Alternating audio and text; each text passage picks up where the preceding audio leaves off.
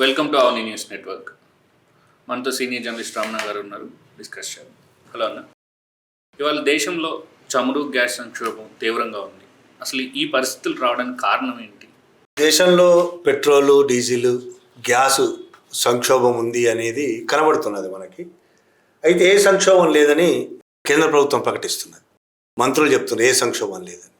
ఒక రకంగా పరోక్షంగా అంగీకరిస్తూనే బయటికి మాత్రం ఏ సంక్షోభం లేదు, సరిపడా ఏ కొరత లేకుండా సరిపడా గ్యాస్ ఉంది, పెట్రోల్ ఉందని ప్రకటిస్తుంది. కానీ పరిస్థితులు చూస్తే భారతదేశంలోని అన్ని పట్టణాల్లో గ్యాస్ కోసం క్యూలు, విపరీతమైన పెద్ద పెద్ద క్యూలు కనబడుతున్నాయి. గ్యాస్ కోసం జనాలు కొట్టుకుంటున్న పరిస్థితి కనబడుతున్నది. ఇక కమర్షియల్ గ్యాస్ పరిస్థితి అయితే చాలా హోటల్స్ బంద్ చేశారు. ముంబైలో చాలా హోటల్స్ బంద్ చేసి 4 రోజులు అయిపోయింది. బెంగళూరులో హోటల్స్ బంద్ చేశారు. చెన్నైలో, హైదరాబాద్లో కూడా హోటల్స్ బంద్ అయ్యే పరిస్థితి. భారతదేశంలో చాలా పట్టణాల్లో గ్యాస్ లేక హోటల్స్ బంద్ అయ్యి ఇళ్ళకు కూడా గ్యాస్ లేని పరిస్థితి వస్తుంది. ప్రభుత్వమే చెప్తుంది. ఢిల్లీలో ఒకవైపు సంక్షోభం లేదని చెప్తూనే ఢిల్లీలో కట్టెల పొయ్యి పెట్టుకోవడానికి ప్రభుత్వం అనుమతి ఇచ్చింది. ఢిల్లీలో కట్టెల పొయ్యికి అనుమతి లేదు. ఎందుకంటే పొల్యూషన్ విపరీతంగా ఉంది ఢిల్లీలో. ఆ పొల్యూషన్ వల్ల కట్టెల పొయ్యి, బొగ్గుల పొయ్యిలు పెట్టుకోవడానికి ఢిల్లీలో అనుమతించరు. ఇప్పుడు గవర్నమెంట్ అనుమతిస్తున్నది. ఎందుకు అనుమతి ఇచ్చింది గవర్నమెంట్ అంటే అక్కడ సంక్షోభం ఉందని అర్థం. ఒకవైపు ఆయిల్ సంస్థలు మెసేజ్లు పెడుతున్నాయి. ముందేమో ఎలాంటి సంక్షోభం లేదని మెసేజ్లు పెట్టి, తర్వాత సంక్షోభం ఉంది అనేది ఆ సంస్థలు కూడా ప్రకటిస్తున్నాయి. ముఖ్యంగా కమర్షియల్ గ్యాస్ సంక్షోభం ఉంది, వంట గ్యాసు సంక్షోభం ఉంది, ఒక్కొక్క దగ్గర పెట్రోల్, డీజిల్ సంక్షోభం కూడా ఉంది అనేది కనబడుతుంది. అయితే ప్రభుత్వం ఏం చెప్తుందంటే ప్యానిక్ బుకింగ్స్ వల్ల ఈ విధంగా జరుగుతున్నది.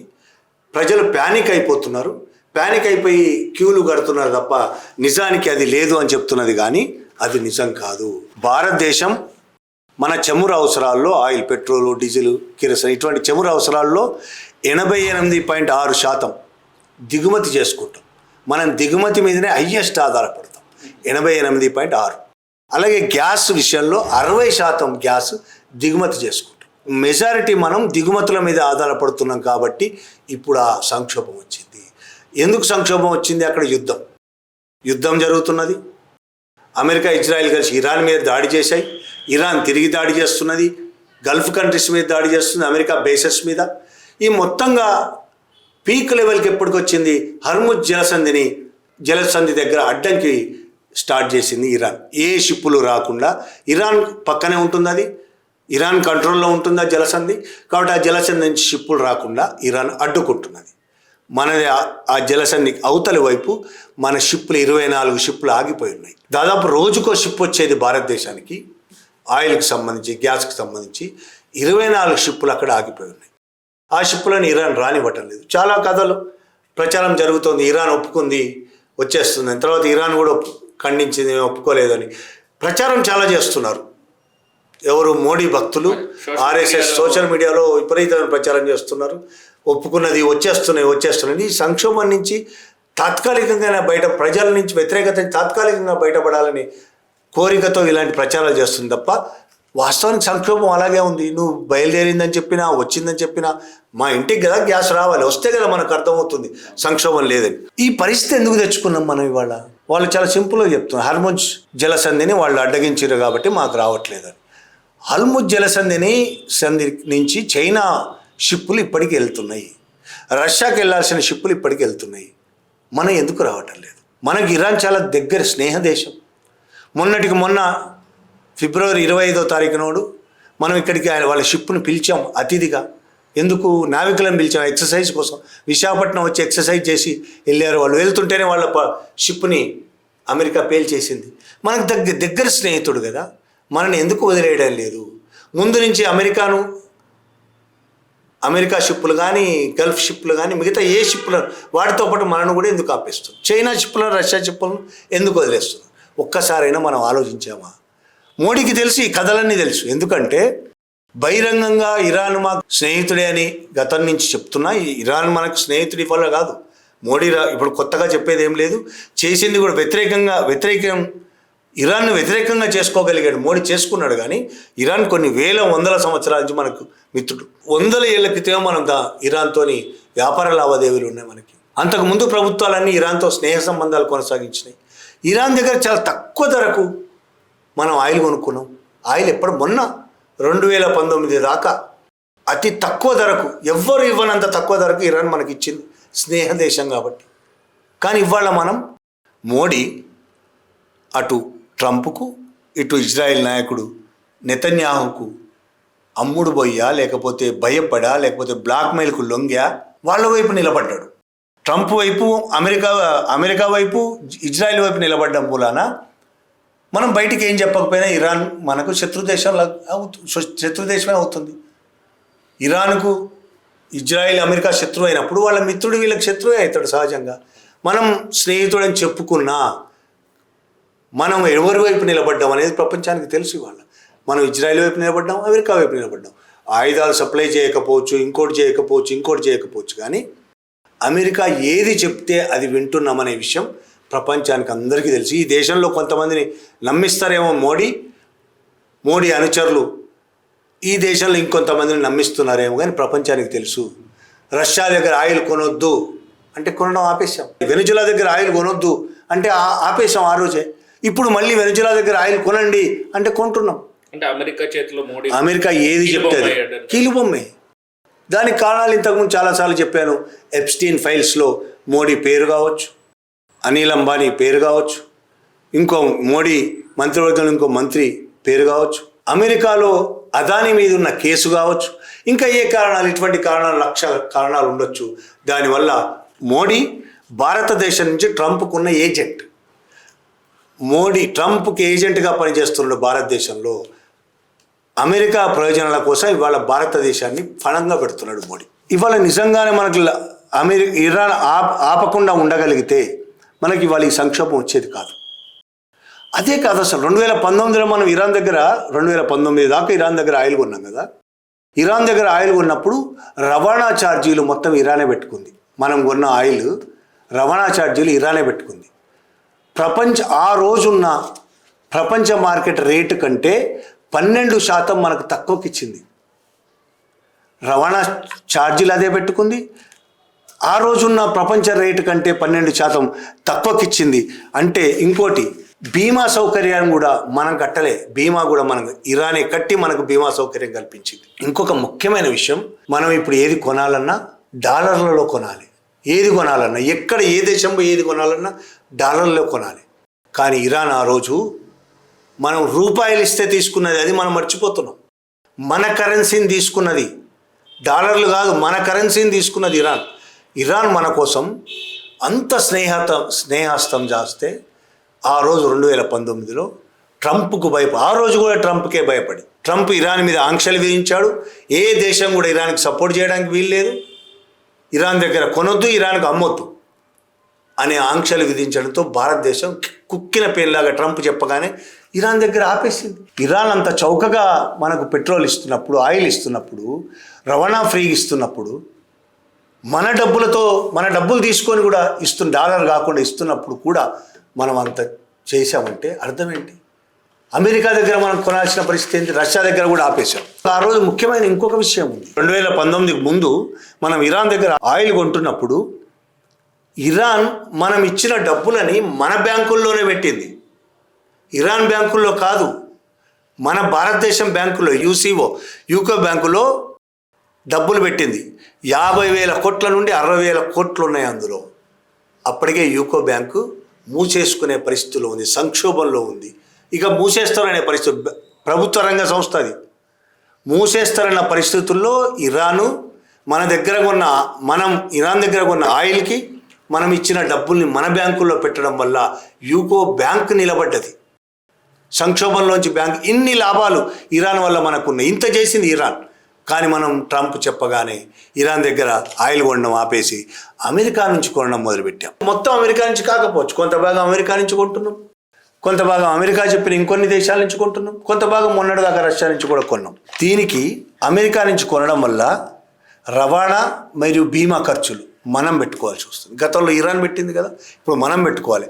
టన్నుకు ఒక్కొక్క టన్నుకు దాదాపు 8 రెట్లు ఎక్కువ. మనం అప్పుడు రూపాయి ఇస్తే ఇప్పుడు 8 రూపాయలు ఇవ్వాల్సిన పరిస్థితి వస్తుంది. అంత ఎక్కువైనా సరే అమెరికా దగ్గరనే కొంటున్నామని ట్రంప్కు భయపడి. ఎల్ఎన్జి గ్యాస్ కొనుగోలు విషయంలో కూడా ఎల్ఎన్జి గ్యాసు మన అమెరికా దగ్గర కొనుగోలుకు ఒప్పందం చేసుకున్నాం. మనం అమెరికా దగ్గరనే కొంటామని. అమెరికా నుంచి ఇండియాకు ఎల్ఎన్జి గ్యాస్ రావాలంటే మిలియన్ బ్రిటిష్ టెర్మినల్ యూనిట్స్ అంటారు, ఎంఎంబిటియు. ఒక్క ఎంఎంబిటియు అంటే మిలియన్ బ్రిటిష్ థెర్మల్ యూనిట్స్ అంటే మన కేజీల్లో 19 కేజీలు. అమెరికా నుంచి ఇక్కడికి రావడానికి 19 కేజీల గ్యాస్కి $2 నుంచి $3 అవుతాయి. అదే మనం గల్ఫ్ నుంచి కొంటే $0.50 నుంచి $1.50 మాత్రమే అవుతుంది. అంటే ఎంత తేడా ఉందో చూడు. ఎందుకంటే అమెరికా నుంచి మనకు రావడానికి 45 రోజులు పడుతుంది. అంత దూరం ఉంది అమెరికా. గల్ఫ్ దేశాలు మనకు చాలా దగ్గరగా ఉన్నాయి, 6-7 రోజుల్లో వస్తుంది. కాబట్టి ఇంత తేడాతో మనం ఉన్నది. ఎక్కువ కూడా కొనడానికి, అమెరికా దగ్గర కొనడానికి, ట్రంప్ను ప్రసన్నం చేసుకోవడానికి, ట్రంప్ చెప్పినట్టు వినడానికి రెడీ అయిపోయాడు మోడీ. దానివల్ల మన దేశ ఖజానా మొత్తం దోచిపెట్టాడు మోడీ ట్రంప్కి. అదొకటే కాదు, ఎల్పిజి గ్యాస్ కూడా మనం ఒప్పందం చేసుకున్నాం ట్రంప్తో. 22 లక్షల టన్నుల ఎల్పిజి గ్యాస్ అమెరికా నుంచి కొనాలి అని డిసెంబర్లో ఒప్పందం చేసుకున్నాం.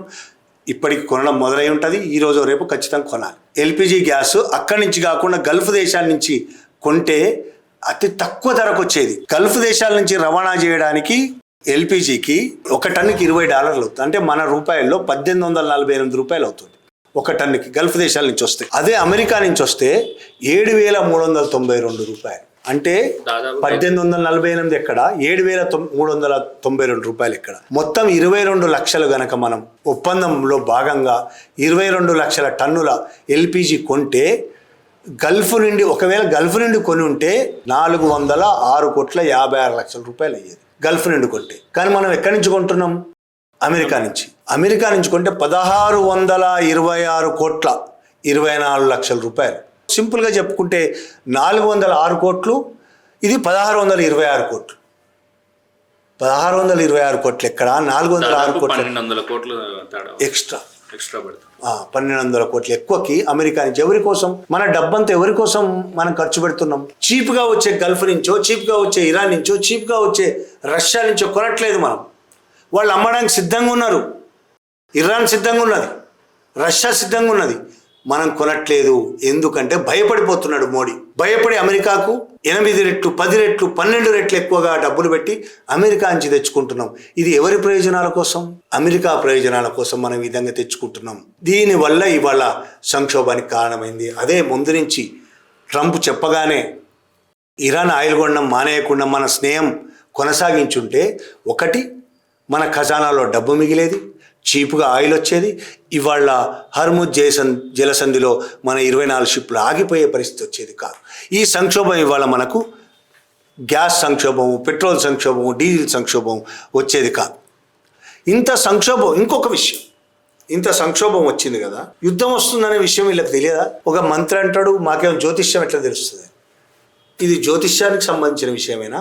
అమెరికా కానీ, ఇజ్రాయెల్ కానీ ఇరాన్ మీద దాడి చేయబోతుందనే విషయం 4-5 నెలల ముందు నుంచే ప్రతి ఒక్కళ్ళు ఊహిస్తున్నారు. కొద్దిగా తెలివి ఉన్నోడు ప్రతి ఒక్కడు ఊహిస్తున్నారు. దేశ ప్రధానులు, నిపుణులు ఉంటారు మీ దగ్గర, ప్రపంచవ్యాప్తంగా మీరు రాయబారులు ఉంటారు. మీకు ఈ ఇన్ఫర్మేషన్ లేదంటే ఎట్లా నమ్మాలి? రెగ్యులర్గా పేపర్లు చదివితే, అమెరికన్ పేపర్లు చదివినా అర్థమవుతుంది. దాడి చేయడానికి 4-5 నెలల నుంచే ఏర్పాట్లు జరుగుతున్నాయి. జనవరిలోనే అనేక అంతర్జాతీయ పత్రికలు రాశాయి దాడి జరగబోతుంది, యుద్ధం జరగబోతుందని. నాకు తెలియదు అని ఎట్లా అనుకోవాలి? తెలియదు కాబట్టి మేమేం చేయలేదని. పోనీ తెలియదు. ఫిబ్రవరి 28వ తారీఖున దాడి ప్రారంభమైంది కదా. దాడి ప్రారంభమైన వెంటనే సంక్షోభం వస్తుంది, గ్యాస్ పెట్రోల్ సంక్షోభం వస్తుందని ఎందుకు ఊహించలేకపోయారు? 28న నువ్వు ఊహించి దానికి సంబంధించిన స్టెప్స్ ఎందుకు తీసుకోలేకపోయారు? యుద్ధం ప్రారంభమైన 10-11 రోజుల తర్వాత, ఇక్కడ గ్యాస్ సంక్షోభం తీవ్రమైన తర్వాత, క్యూలు మొదలైన తర్వాత కేంద్ర ప్రభుత్వం కమిటీ వేసి దీన్ని పరిష్కరించడం ఎలా? 11 రోజులు. ఇది బాధ్యత రాహిత్యం అనాలా, చేతగానితనం అనాలా, ఏమనాలి దీన్ని?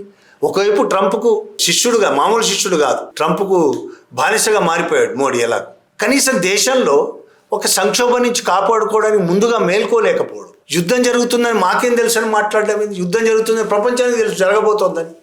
ట్రంప్ చాలాసార్లు చెప్పాడు, మేము దాడి చేస్తామని చెప్పాడు. పోనీ యుద్ధం స్టార్ట్ అయిన మొదటి రోజు కూడా మేల్కోకుండా కమిటీ వేసి ఈ సమస్య వస్తుందని ఊహించి పరిష్కారం లేకుండా యుద్ధం వచ్చే 11 రోజుల తర్వాత ఒక కమిటీ వేసి దీన్ని ఏమనుకోవాలి, ఈ ప్రభుత్వాన్ని ఇంత చాతగాని ప్రభుత్వం దేశంలో ఇప్పటివరకు మనం ఎప్పుడైనా చూసినామా? ఇంత చాతగాని అసమర్థ ప్రభుత్వం, ఇంత జవాబుదారీ లేని ప్రభుత్వం ఎప్పుడూ లేదు. ప్రజల సమస్యలు పట్టని ప్రభుత్వం, ప్రజలంటే అసలు పనికి మాలిన వాళ్ళు అనుకునే ప్రభుత్వం ఇప్పటివరకు చూడలేదు. ఇంత నిస్సహాయంగా ప్రభుత్వాలు ఉంటాయని ఎప్పుడు అనుకోలేదు. ఒక సంక్షోభం వచ్చిన తర్వాత మొత్తం మీద పడ్డ తర్వాత కూడా నువ్వు పరిష్కరించే పరిస్థితి ఇలాగూ ఉండదు. మీద పడక ముందే మనలాంటి వాళ్ళకు కూడా కనబడుతుంది యుద్ధం వస్తుందని. యుద్ధం స్టార్ట్ అయిన తర్వాత తెలుస్తుంది ఎక్కడో చోట దెబ్బతింటాం మనము అని, మన దేశం మీద కూడా ప్రభావం ఉంటుందని. హర్ముజ్ జలసంధిని ఇరాన్ గుప్పిడ పట్టుకునేసరికి కళ్ళు తేలేస్తే ఎట్లా? ఇరాన్తో ఈయన యుద్ధం స్టార్ట్ కాక 2 రోజుల ముందు ఇజ్రాయెల్ పోయాడు, నెతన్యాహుతో మాట్లాడాడు, ట్రంప్తో ఫోన్లో మాట్లాడుతున్నాడు, నెతన్యాహుతో ఫోన్లో మాట్లాడుతున్నాడు, గల్ఫ్ మీద ఇరాన్ బాంబులు వేస్తే గల్ఫ్ దేశాల అధ్యక్షులతో మాట్లాడుతున్నాడు. మరి ఇరాన్ అధ్యక్షులతో ఎందుకు మాట్లాడలేదు? స్నేహితుడైనా చెప్తున్నావు కదా. ఇరాన్ అధ్యక్షుడు చనిపోయిన తర్వాత మిగతా నాయకులతో ఎందుకు మాట్లాడలేదు? చనిపోయినందుకు కనీసం నివాళులు అర్పించలేదు ఎందుకు? ఫోన్ చేసి ఎందుకు మాట్లాడలేదు? మన సంక్షోభం వచ్చిన తర్వాత ఎందుకు మాట్లాడలేదు? నువ్వు ప్రధానివి కదా, మాట్లాడాలి కదా. మాకు ఈ విధంగా సంక్షోభం ఉంది, మా షిప్లను వదిలేయండి, మాట్లాడాలి కదా. ఎందుకంత చాతకాని పరిస్థితి? అటువంటి దారుణమైన పరిస్థితుల్లో భారతదేశాన్ని తీసుకొచ్చింది బీజేపీ ప్రభుత్వము. మనం ఎంత ఒకవైపేమో ఇరాన్ అధ్యక్షులతో ఇరాన్ నాయకులతో మాట్లాడే మోహం ఎలాగూ లేదు, ఇంకొక వైపేమో నెతన్యాహుకు ట్రంప్కు బానిసలాగా పడి ఉండడం అనేది మాత్రం చేస్తున్నాడు. ఎంత దారుణం అంటే ఇంతకు ముందే చెప్పినట్టు వాళ్ళు ఏదంటే అది, వాళ్ళు మన వలసదారుల పేరుతో విద్యార్థులను బేడీలేసి పంపిస్తే జై ట్రంప్ అనే అంటాం. ట్యాక్సులు విపరీతంగా పెంచితే కూడా మనం జై ట్రంప్ అనే అంటాం. ఈయన పోయి ట్రంప్కు ప్రచారం చేసి వచ్చాడు, ట్రంప్నే ఓటేయించండి అని, అక్కడ ఇండియన్స్కు ఓటేయండి అని ఇండియన్స్కు ప్రచారం చేసి వచ్చాడు. నాకు గొప్ప మిత్రుడు అని చెప్తుంటాడు. మళ్ళీ ఆ ట్రంప్ ఏమో మోడీని నా ఆనందం కోసం ఏదైనా చేస్తాడని డ్యాన్సులు కూడా చేస్తుంటాడు ఆనందం కోసం. చెప్పినా మాట్లాడు. యుద్ధాన్ని నేనే ఆపిన, పాకిస్తాన్ మీద యుద్ధాన్ని నేనే ఆపిన ట్రంప్ అంటే ప్రకటిస్తుంటాడు, దాన్ని ఖండించిన పాపాన పోలేదు. నువ్వు రష్యా దగ్గర ఆయిల్ కొనొద్దు అని ట్రంప్ అంటాడు, కొనడం మానేస్తాం. వెనుజులా దగ్గర కొనొద్దు అంటే కొనడం మానేస్తాం. వెనుజులాను ఇప్పుడు అమెరికా చేతుల్లోకి తీసుకుంటుంది, అధ్యక్షుడిని కిడ్నాప్ చేసి, కాబట్టి అమెరికా చేతుల్లో ఉంది కాబట్టి ఇప్పుడు వెనుజులా దగ్గర కొను అనగానే మళ్ళీ కొంటాం. వెనుజులా దగ్గర ఇరాన్ దగ్గర ఆపేయండి, ఇరాన్ దగ్గర ఆపేస్తాం. ఏంది మన పరిస్థితి? ఇంత బానిసలుగా ఎప్పుడైనా ఈ స్వతంత్ర భారతదేశంలో 1947 తర్వాత ఈ రోజు వరకు ఇంత బానిసగా బతికిన పరిస్థితి ఎన్నడూ లేదు. మనకు నిజంగానే సార్వభౌమ అధికారం ఉందా? లేదు. మనం అమెరికా లాంటి దేశాల చేతుల్లో బతుకుతున్నామా? స్వతంత్రం ఉందా లేదా అనే అనుమానాలు వస్తున్నాయి.